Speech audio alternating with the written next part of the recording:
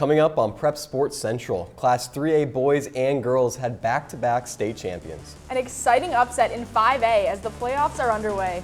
And the story of a star athlete reclassifying to start their college career a year early.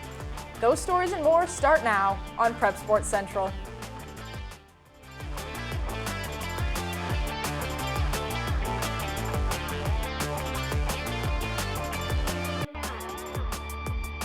Let's say about a K to go, I started pulling away up the hill, and I just said, all right, we're gonna keep going. I gradually pick it up, got to the uphill, and then when I came down to the downhill, I just shot down like a rocket as fast as I could. Cross-country state meet saw Class 3A girls and boys race one last time this season for a final chance to showcase their speed. Hello, I'm Nathan Porter. And I'm Abby Altman. In the final outdoor event of the season, both the girls and boys of Class 3A lined up to race for their respective cross-country state titles. Holden Schirmer has the story. It was a brisk day at the state cross-country meet here in Kennedy Park. The 3A girls and boys competed in their respective races, as the state's best on both sides battled to defend their state titles. The girls were the first to attack the course as Marissa Fairby of Pella looked to defend her state title. Fairby would jump out to an early lead but was followed closely by Izzy Harden of Maquoketa. A chase pack of 4 runners followed, hoping to catch back up to the leaders. After the first mile, Fairby would start pulling away from Harden and started to grow her lead. That lead would only grow to the halfway point, and she would lead the rest of the way. Fairby would grab her 3rd state cross-country title with a time of 17:47. Harden would stay strong throughout the race to nab a 2nd place finish, and Evan Moeller from Mount Vernon would round out the podium for 3rd. Fairby talked about the expectations for her race. Yeah, we have a high expectation of quality at Pella, and I think we built a really good team culture these past couple years, so you just see that play out year after year, and I think it's going to keep continuing to play out. Next up were the boys, as Quentin Nauman of Western Dubuque looked to win his 2nd straight cross-country title. It would not come easy though, as Kanan Dunham of Pella, who has a state cross-country title of his own, Caleb Tenpass of Des Moines Christian, and Logan Blight of Gilbert would be right on Nauman's heels throughout the early stages of the race. The race would stay competitive. However, in the end, Nauman would use a big kick to pull away from his competitors and win back-to-back state cross-country titles, finishing with a time of 14:48 and a new state record. Dunham would place 2nd, as Nauman would be the first to congratulate him with the hug. Caleb Tenpass would get podium as he finished 3rd. Nauman would talk about his relationship with his fellow competitors. I care about these guys, no matter if they like me or not. I'm gonna like them. They can hate me for it, but I love the guys. I mean, it's something that you get. It's refreshing that we get this in our Iowa community.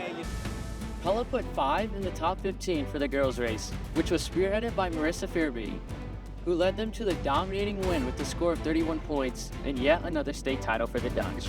On the boys' side, Gilbert placed 3 in the top 6, which propelled them to their 3rd straight state title with a score of 71 points. The runners now set their sights onto the track season in the spring.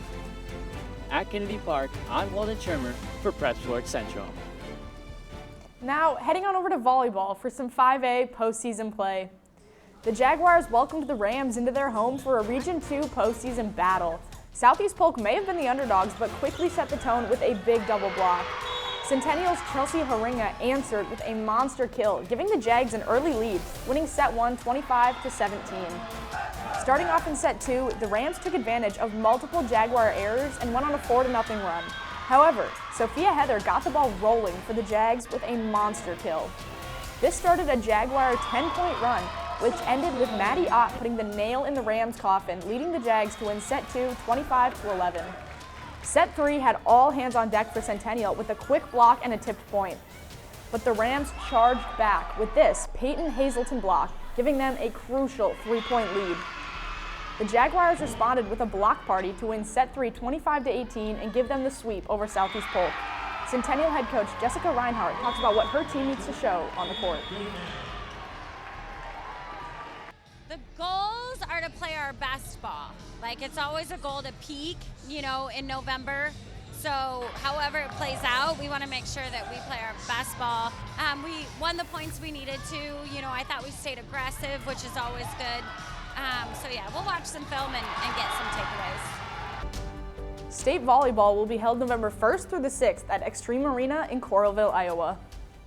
Going now to Altman for a first-round matchup between two great 4A teams.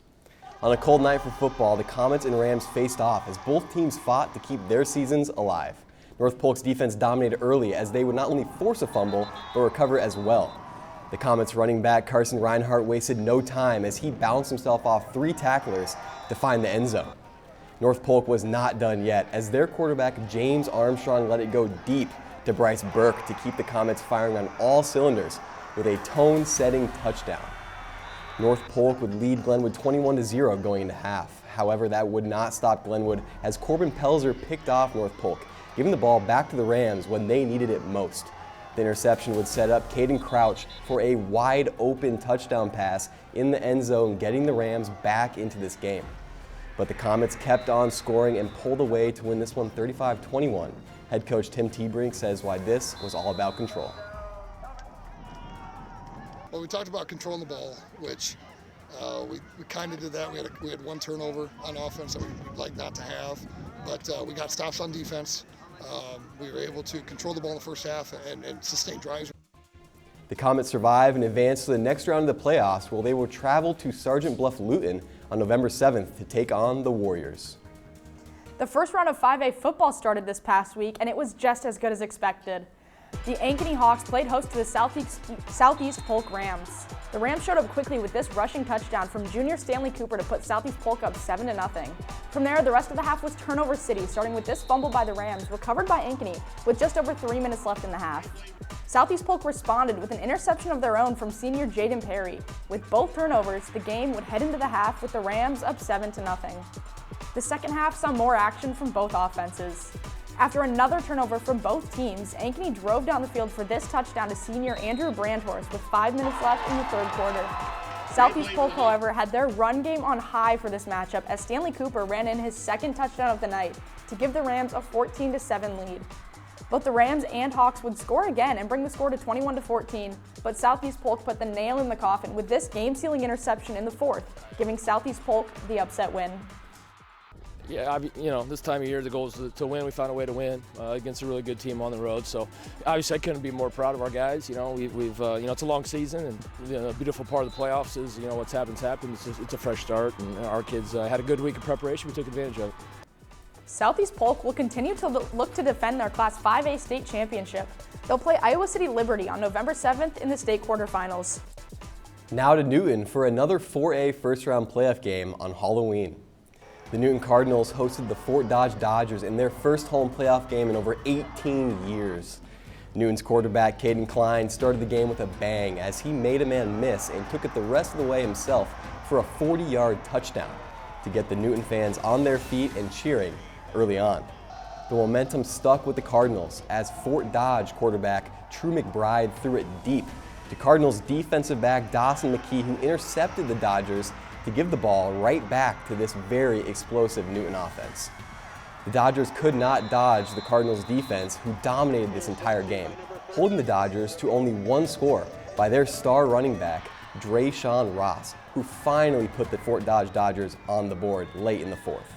Newton would go on to win in dominant fashion, 51-7, to punch their ticket to the second round. Newton head coach Caden Klein says why this was for his community. Carry by number 5, Caden. Our community shows out. There were people lined up here at like noon today, and so we knew it was going to be packed, and we were really looking forward to it. This is a football town. They run on football, and so when we're doing well, the community is doing well. After the blowout win for Newton in the first round, they will now head to Gilbert, who they are looking to upset as they are 10-0, and they are on their way to the Dome. One of Iowa's top football recruits reclassified to 2026 in order to maximize his potential on the gridiron. Gabe Ploeger and Caleb Sheldon bring you to the star Norwalk's tight end, who is in his ongoing recruitment journey. Yeah, my name is Luke Brewer. I go to Norwalk High School. I was a junior, I'm a senior now, and I play football. I didn't actually grow up going to Norwalk schools. My mom's a teacher in Des Moines schools, so I went and I I play with the it's called Little Roosevelt. So I've always played, and I started this process earlier than most people. Coming out of my sophomore year, I had like 15 or 20 offers, and I think that kind of just like, it allowed me to see a lot of football early on, and I think that's why I was comfortable making that decision to reclass, is because when you get offers at such a young age, they're really cool, but you're still so young. You're not thinking like, hey, I'm actually gonna have to pick a school where I want to go to school. Like, you're just like, I got all these offers, like, it's really cool. But then as you go and see places and as you get older and mature, you know, you got to find your home for the next 4 years after high school. You know, obviously it wasn't just like a one-day process. There's a lot that goes into that, you know. I think first, you know, it was talks with the college coaches. They're asking me about it, you know, hey, would you consider doing this? You know, we have a spot for you. And I was like, at first, you're crazy. Like, how are you telling me to leave high school early? But then as you really get to think of it, you weigh out the pros and cons, like, it would be so beneficial and almost be stupid for me not to take this chance and really bet on myself. Like, going into a college program early, like, the development that I'm gonna get is just like second to none. From like a school standpoint, you know, you always have to make sure that you're able to. And I guess talking to the counselors, talking to Coach P, talking to the principal, you know, everything kind of aligned, and I was able to make that switch and take some classes, so get it all set up and ready to go.